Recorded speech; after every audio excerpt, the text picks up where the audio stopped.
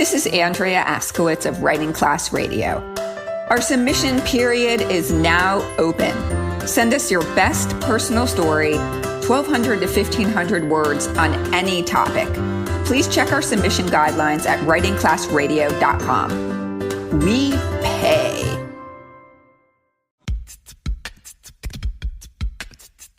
Hey guys, this is Writing Class Radio. Thanks for tuning in.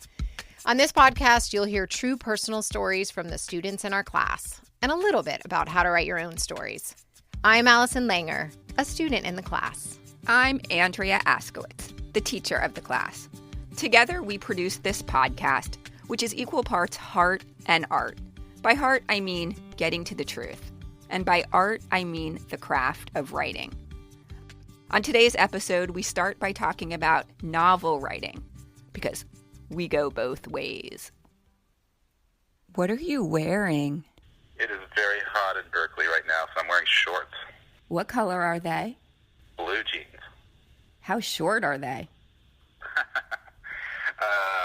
Almost down to my knees. Is that all you're wearing? No. I have a t-shirt on. I have some clogs on. Clogs, very 70s. They're back. That's Grant Faulkner talking to us about his outfit.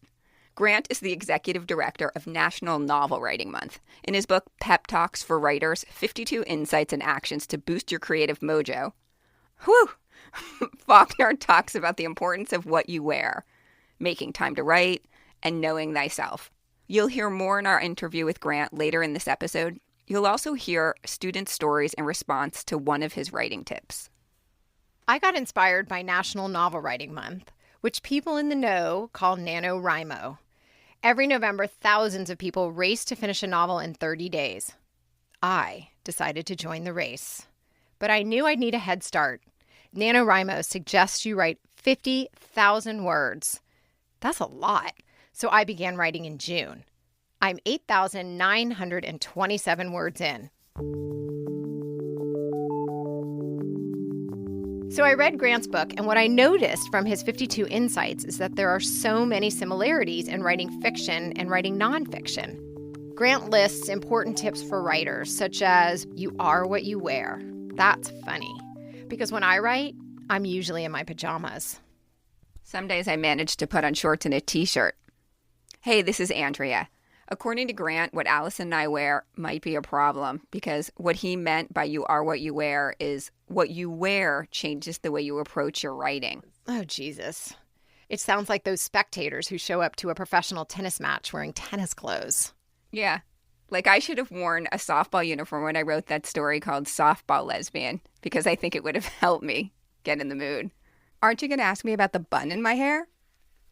Oh, thank God. I've been looking at it all day. What are you doing with that thing in your head? You never wear a bun. I'm trying to be Virginia Woolf. Grant thinks what you wear affects your writing, like the famous white coat experiment, where people who dressed in a doctor's coat scored higher on tests than those not wearing coats. But we took his writing tip and turned it into a writing prompt, a tool to get to know ourselves better. Later in the episode, you'll hear some of the stories students wrote in response to You Are What You Wear. We're starting with Grant Faulkner. Allison and I called him at his house in Berkeley, California. So we know that you started a journal called 100 Word Stories. Will you tell us your story in 100 words? Gosh, right now? Yeah, I'm gonna count. I'm keeping count. Go. Okay. Is this the actual interview? Yeah. We're on. Yeah. Okay. I didn't know if you were going to do it. So my actual story, I'm a fiction writer. I'm executive director of NaNoWriMo. I'm co-founder of 100 Word Story. I'm a parent. I am a son. I love to write. I love to try to inspire people to embrace their creativity. I like to help people break down the barriers that are obstacles for their creativity. I think when people embrace their creativity, it makes the world a better place. I think it makes them better people. And I've essentially always been a writer. I remember asking for this cool little leather-bound diary that had a lock on it for my 7th birthday. And my mom got me this cool antique roll-top desk for kids, and that's one of my prized possessions. And I remember writing my first story at it when I was, I don't know, I must have been 5 or 6, very young. So I obviously know a little bit about NaNoWriMo. I know it's an online community, but I would like you to speak about that. You know, people think of it as an event that happens every November, but it's really about the community.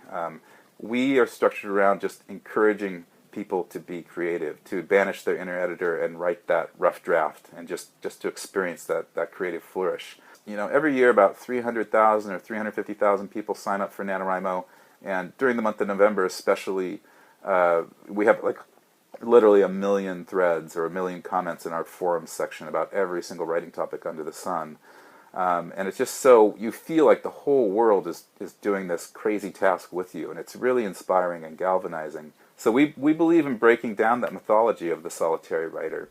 I have signed up, and I am failing, and I'll tell you why. Your number 5 tip is make your creativity into routine. So I try to get up early, and when I do, the entire house seems to also get up early. This morning was going to write for 2 hours before we came here, and my daughter had a toothache, so we went to the dentist. It's like, it doesn't matter what it is, I cannot find my routine. What do you say to me?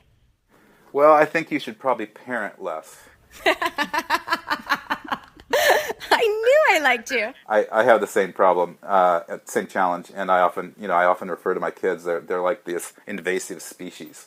They have a sense when you sit down to write, and they immediately enter the room. In order to hit your 50,000 words, you've got to say no to things, meaning social media or binge watching Netflix, or maybe you have to skip the PTA meeting that month. You know, maybe you have to take care of yourself. I think one great aspect of writing and parenting is role modeling that for your children, that you've made creativity a priority so that they can see that it's really important in life.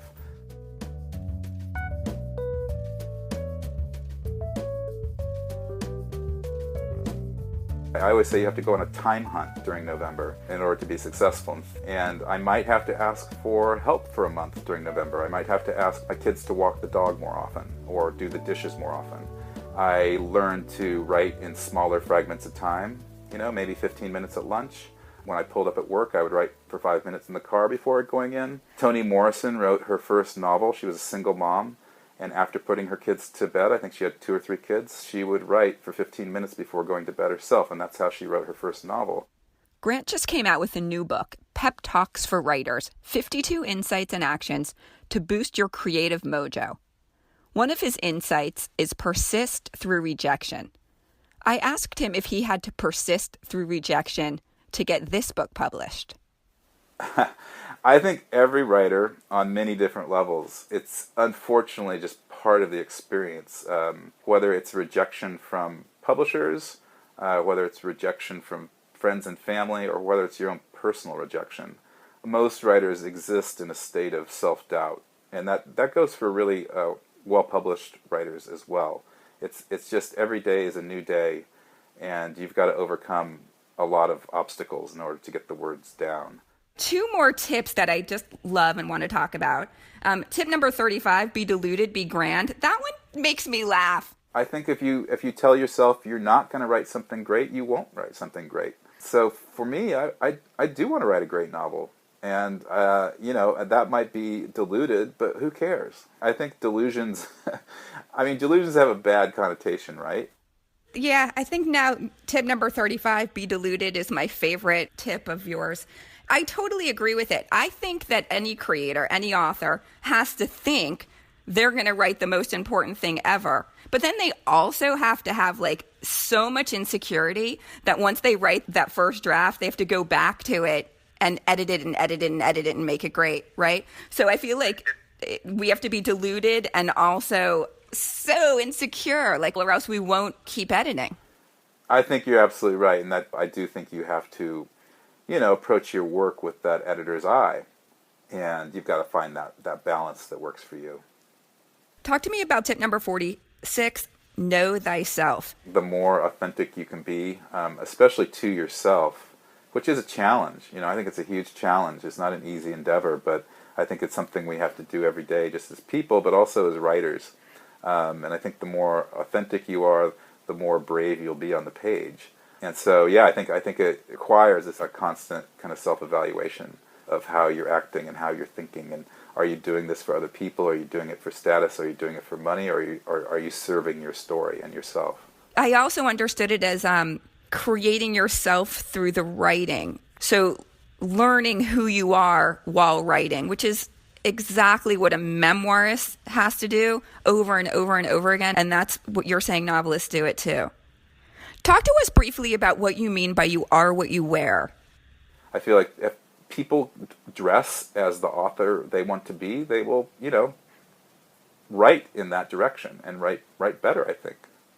So if you are what you wear, are you also what your name is, Grant Faulkner? I haven't really thought about that, but I suppose it's a little bit of baggage. What was one of your biggest challenges in writing this book? And I guess it's a two-part question. And how did you know it was done? Yeah.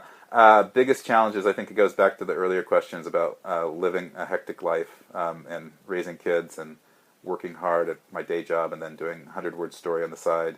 And so, it was just tough within the time. When you sign a contract for a book, they give you a due date, which is motivating and wonderful. I'm a big believer in deadlines, obviously, but it was also challenging.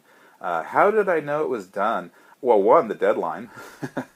So is there anything else you want to tell our listeners? And then it's a wrap. I think the running theme through the book is really, helping people to sit down and write. And I think one thing that always I find disappointing, I guess, is how reluctant people can be to claim the moniker of I am a writer. A lot of people think writing is something that other people do, that they're not a creative type. They think that to say I am a writer, you have to be published. And you're a writer because you write. That's my definition. And I think when you embrace that I am a writer, if you call yourself that you're a writer, if you're proud of it, I actually do think that influences your writing on the page. I think you'll be bolder, you'll take more risks, you'll be daring, you'll be more vulnerable. And that's, you can read all the craft books in the world about how to write dialogue or how to write suspense or how to plot. But I think the best books are actually written when the author really does a deep dive into their own vulnerability. We read and we love to read because of that heart-to-heart connection. Thank you for sitting down and talking to us. We really enjoyed this. We've been looking forward to it. Thank you for making the time.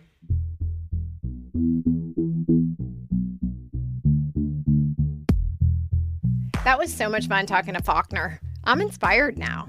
No, seriously, I'm going to do it. I have 8,927 words. So how many more do I need, do you think? 8,927. Where's your calculator? It's a lot.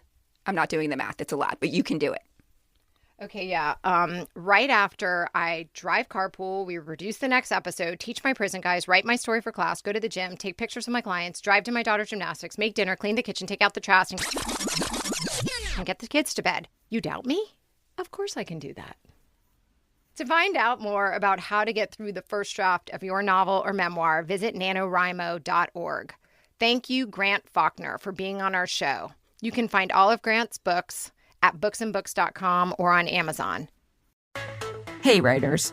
For the last 45 years, I've been going to tennis clinics to practice forehand, backhand serves.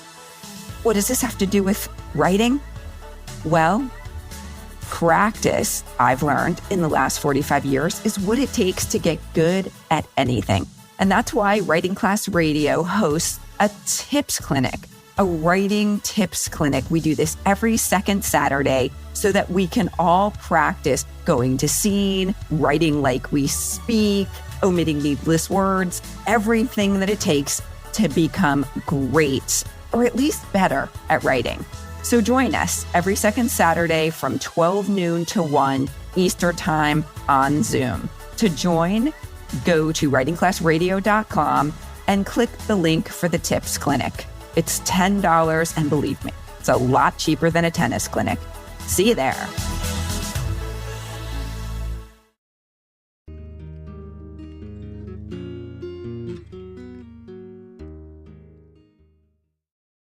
We're back with the stories that our students wrote, given the prompt, You Are What You Wear.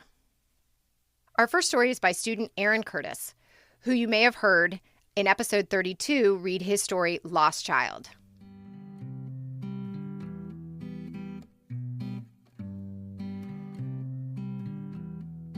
I took care to pack for our trip to Paris like I was going into battle.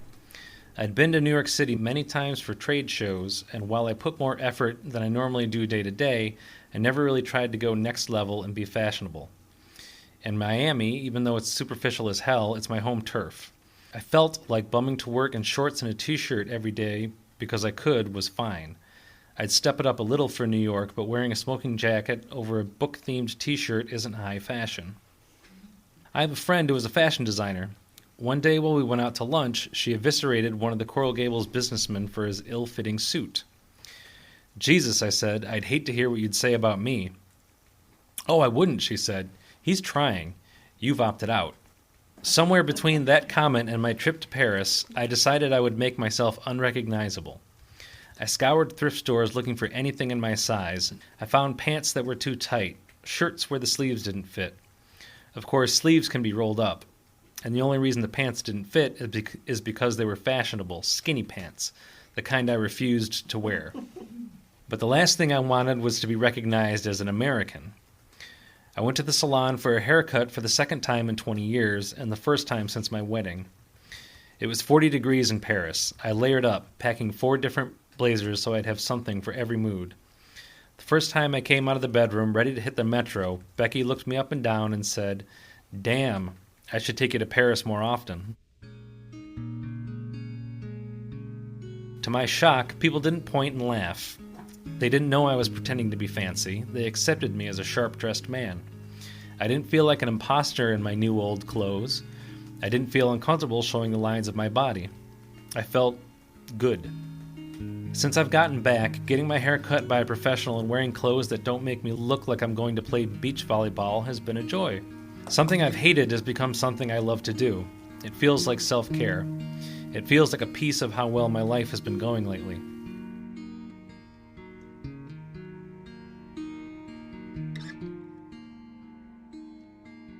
My wife's students had artwork displayed at the Hilfiger store on South Beach, and I bought a slim-fit deep navy shirt that cost what I'd pay for several outfits at a thrift store. But a portion went to Autism Speaks, so I spent it. On the plus side, the sleeves reached to my wrist, never an easy task when you're 6'3" and have decidedly simian arms.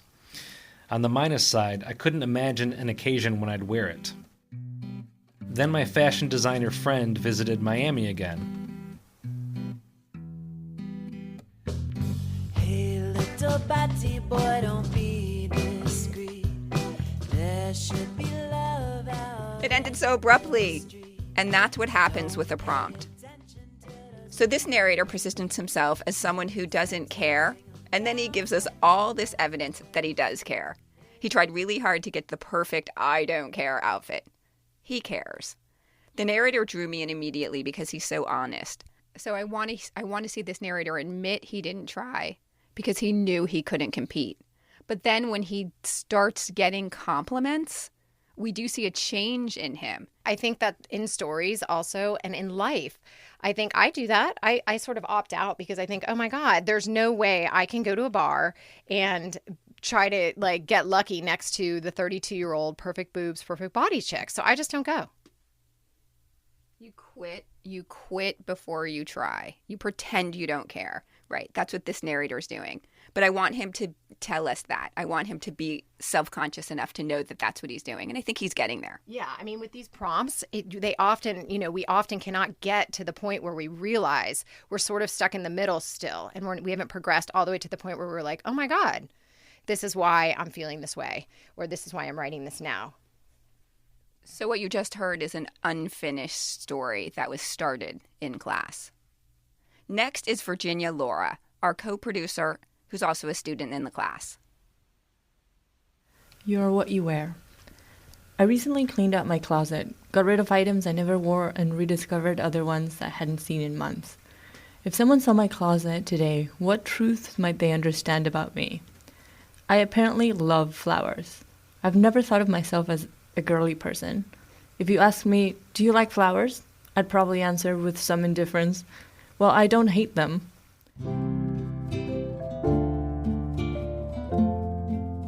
One time, not long ago, I was shopping with my best friend Ashley, and she picked out a few blouses and dresses and said, "These are so you. You should try them on." I was surprised because she was holding up two really cute and stylish outfits in beautiful colors. "Oh, I love these," I said. "Of course you do, Virginia," she said, then laughed, like it was so obvious and there was no mystery to me. "You love flowered patterns. It's your thing, right?" She floored me right there. "Really?" I went home that night and looked at my closet as if for the first time. Yes, blouses, sundresses, sweaters, guilty as charged. Panties, bras. I took a closer look at my pajamas and robe. Their gray and white striped pattern was embroidered with tiny flower designs that until then I had probably been drawn to unconsciously. Journal covers, even the perfumes on my shelf. Yes, there's leather, vanilla, musk, but there's always a flower mixed in there. Even gift wrapping paper stored under my bed. I wouldn't describe myself as a tomboy growing up, but I left the princess stage rather quickly. Never cared for the color pink. As a teenager, was always conscious of not dressing too girly because of all the negative associations that patriarchy has instilled in me. But as I found out that Saturday afternoon at TJ Maxx, in spite of it all, I'm a flower girl. God, Ashley really knows me. What else, I wondered, could she tell about me that I couldn't? It's endearing only because it's Ashley, but the idea that other people catch on to something about myself before I do is kind of terrifying.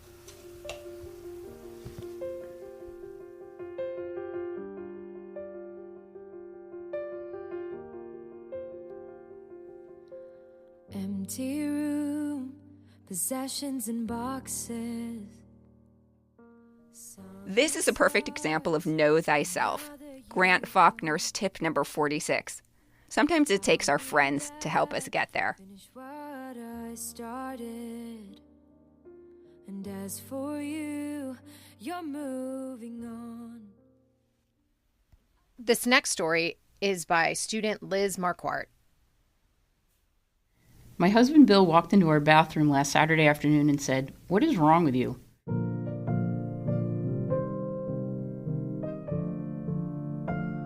There were 6 pairs of shoes strewn around the floor, dresses hanging on every hook in the room. I said, "You don't understand. I need to look nice tonight.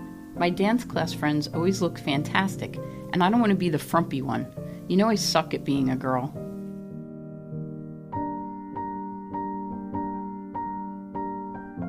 "But usually you don't care about that, so why are you freaking out now?" he said. I stared at him. 6 feet tall, perfectly pressed Brooks Brothers button-down shirt, matching shorts and loafers, his thick, perfectly combed brown hair. I resented the fashion that just comes naturally to him, while I struggle with getting dressed every day. Bill, the birthday girl, is modeling bathing suits after having 2 kids. She was a former Miss Peru. You have no idea what kind of pressure this puts on me. I continued to take shoes and dresses on and off. "You'll be fine," he said, and walked out of the bedroom back to the safety of his office. I Googled dresses in various colors to see what shoes would match. I was trying to find a look, classy and sexy, but not slutty. I'm almost 50 years old, so I don't want to dress too young. I tried a short black dress on, but it looked a little too short. Then I tried on a less short black dress. That one made my butt look squishy. I put on Spanx, but the bottom of the Spanx stuck out. I tried a third black dress, something I'd wear to work, but it looked too accountant, which I am, and not at all Latin pop concert, where I was going. Next, I pulled out a light purple one-strap cocktail dress, but the strapless bra was showing, and my 36 double Ds can't go braless. When I managed to tuck the bra in, I realized the dress was too tight. I couldn't exhale like I could 7 years ago when I'd worn it last. From there, I tried on my red sausage-style dress. A girlfriend talked me into buying it for a holiday party 4 years ago. It still has never been worn. Every time I try it on, it makes me look like Jessica Rabbit. All my parts hang over the edges just a little too much. I then went to the blue-green dress that I wore to my holiday office party this year. It still looked okay, but my underwear line showed. So I changed to a thong, but the waistband showed through. So I went back to the Spanx. I was an hour and a half into this exercise, and I was quickly sweating away the shower I had just taken. I spent the next half hour trying on various shoes that would match the dress according to my internet research. I tried high heels for a fancy look, then switched to a lower heel. If we were going to be dancing at the Carlos Vives concert, I would sacrifice sexy for comfort. I settled on mid-size black wedges.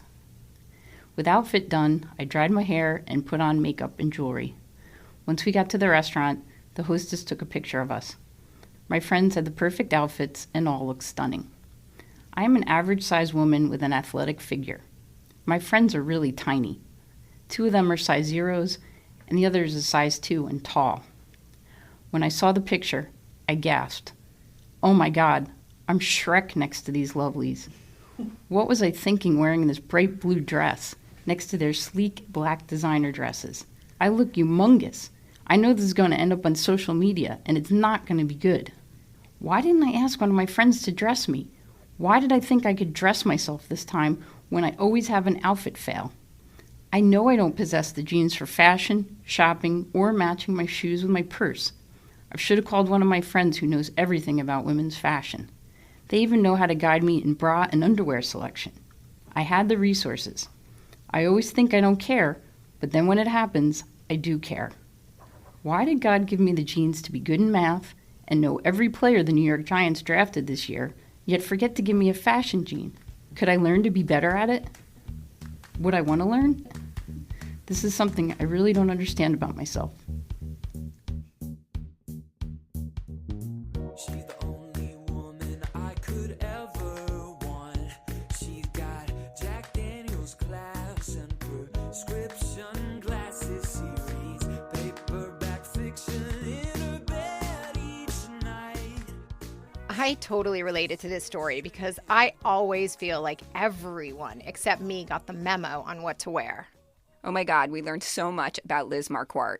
She tells us up front she sucks at being a girl, and then we see her in scene in her closet sucking at being a girl. That's a great example of show and tell, something I talk about a lot in class. She tries on Spanx, a thong, the sausage dress. Okay, anything called the sausage dress is never getting worn. Next, we have a story written by Mike Gonzalez. Earlier this year, I began teaching a memoir writing class inside the Dade Correctional Institution as a facilitator for the Exchange for Change program. Exchange for Change is an organization that brings writing classes into prison and prisoner stories into the world. Mike is one of the students in my class.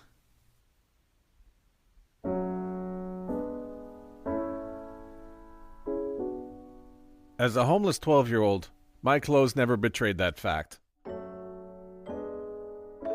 My little brother and I would go through great lengths not to look like homeless kids who, on any given night, slept on the sands of Miami Beach, on rooftops, in stairwells of buildings, or in trees we could climb.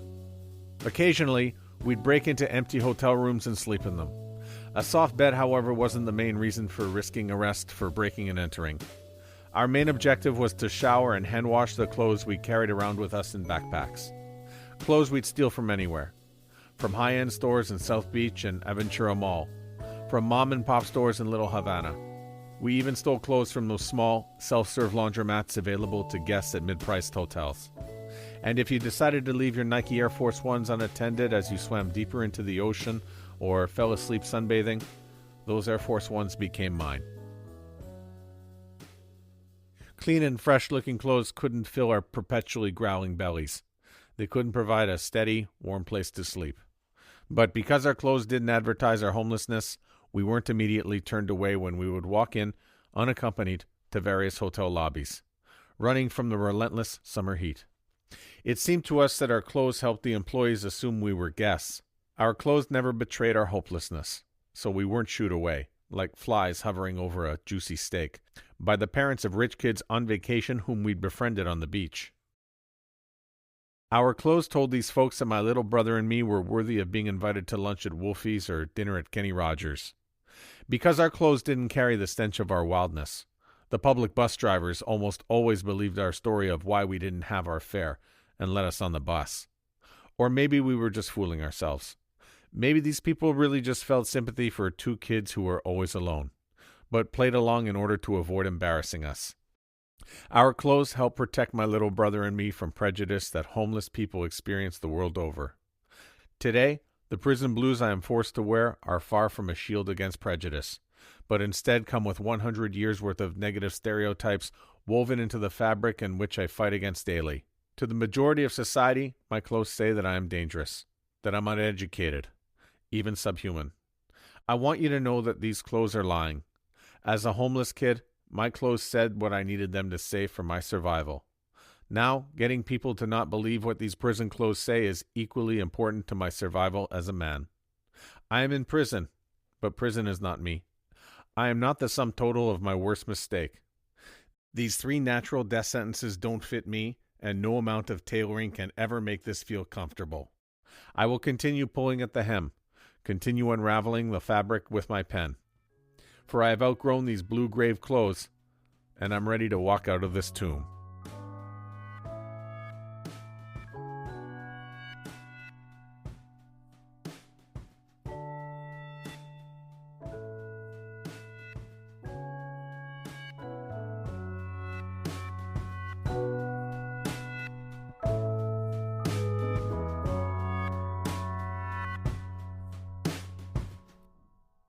Dade Correctional did not allow me to bring a recorder, so Mike's story was read by our friend Matt Kundle.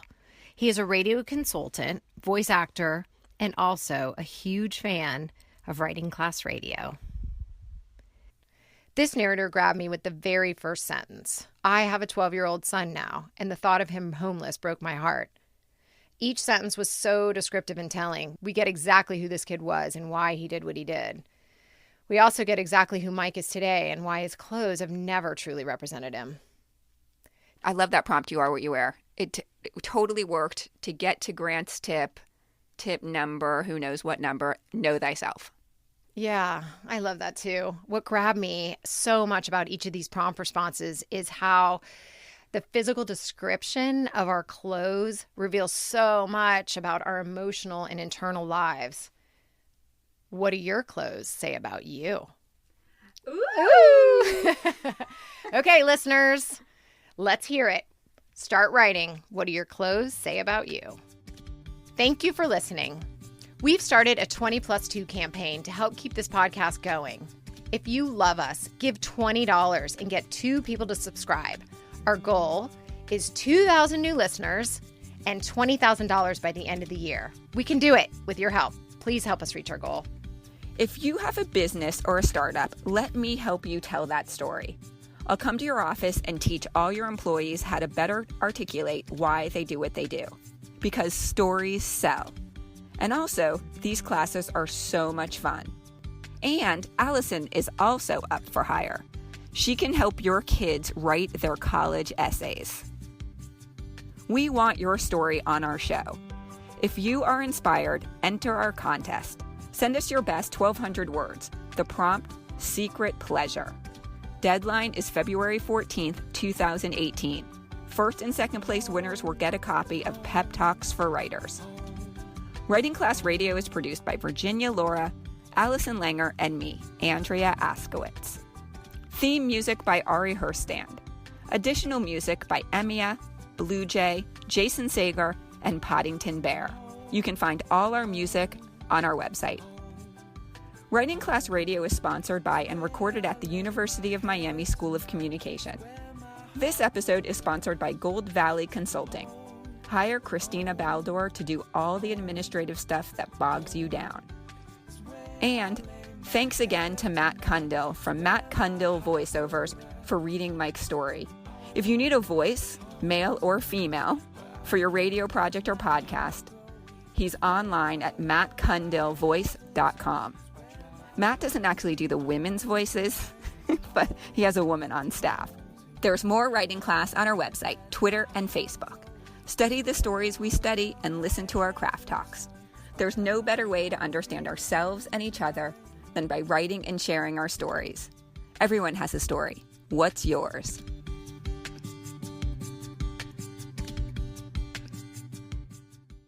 Virginia Woolf. I'm trying to be Virginia Woolf. I'm conjuring up Virginia Woolf. Hey there, this is Todd Arkell, host of The Mental Approach. Thank you for taking the time to listen to The Mental Approach. I created this series for parents and their athletes because everyone is training their physical skills, but so few of you are training your mind. And I've assembled a cross-section of athletes and coaches as guests to provide you with inspirational stories, practical advice, and some encouragement to gain the edge you need both on and off the field of play. This show is available on Apple Podcasts, Spotify, Amazon Music, and of course at thementalapproach.com.